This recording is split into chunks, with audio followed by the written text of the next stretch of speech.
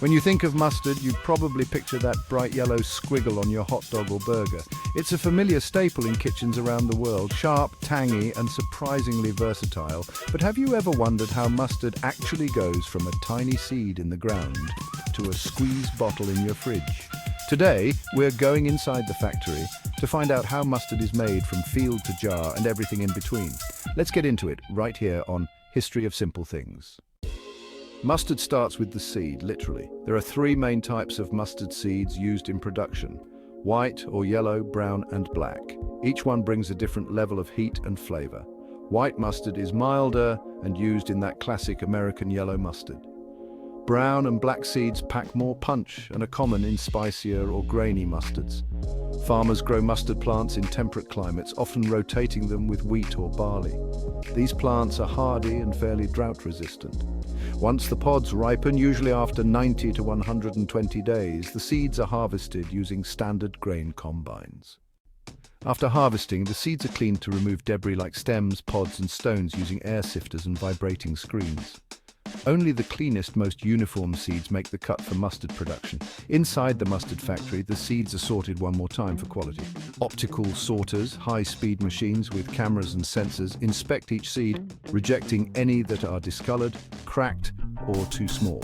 This ensures consistency in the final product. The sorted seeds are then stored in large silos or bins until they're ready to be ground.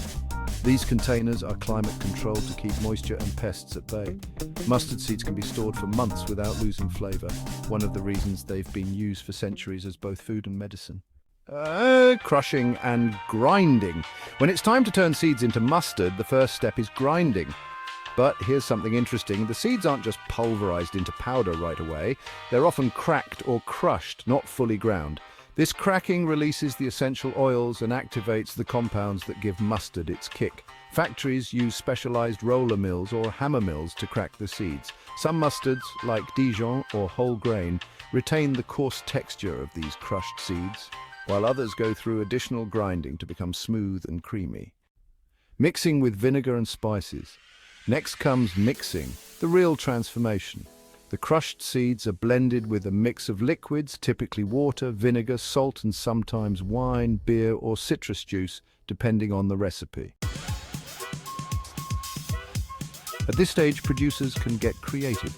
They might add turmeric, which gives yellow mustard its signature color, sugar, garlic, honey, chili, or even exotic ingredients like horseradish or wasabi for extra punch. Dijon mustard, for example, traditionally uses white wine instead of vinegar, while English mustard is made with flour and is much hotter. The ingredients are mixed in large stainless steel vats, ensuring a uniform blend.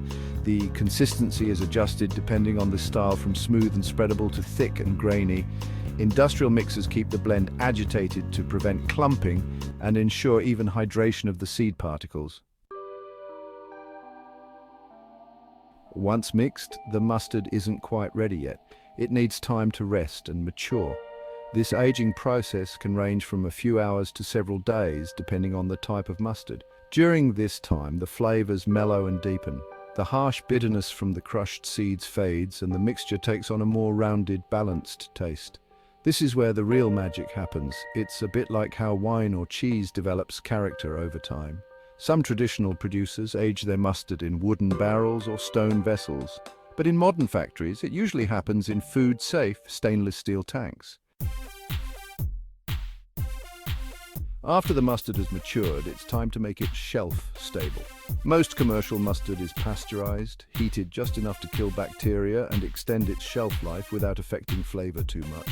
Some specialty or artisan mustards may skip this step, resulting in a spicier product that needs refrigeration.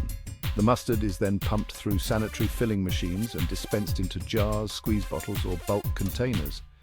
These machines are incredibly precise. They can fill hundreds of containers per minute, capping and labeling them with impressive speed. Interestingly, not much goes to waste in mustard production.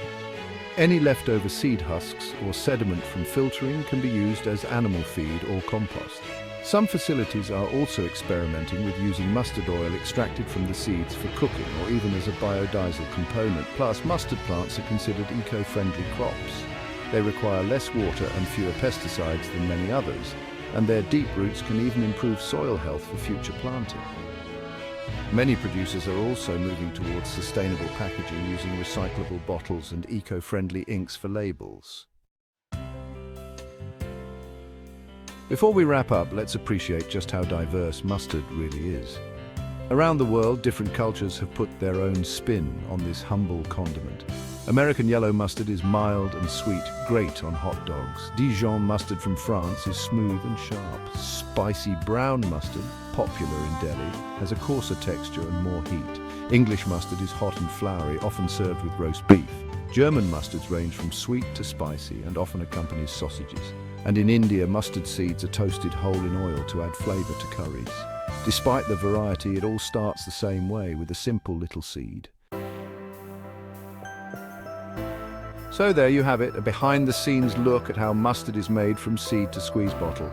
It's a fascinating mix of biology, chemistry, tradition and technology.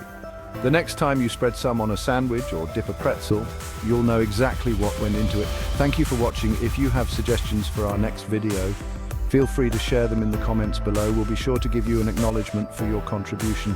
Thank you for joining us on this journey through the history of simple things. Don't forget to like, subscribe, and stay tuned for more stories woven through the smallest details.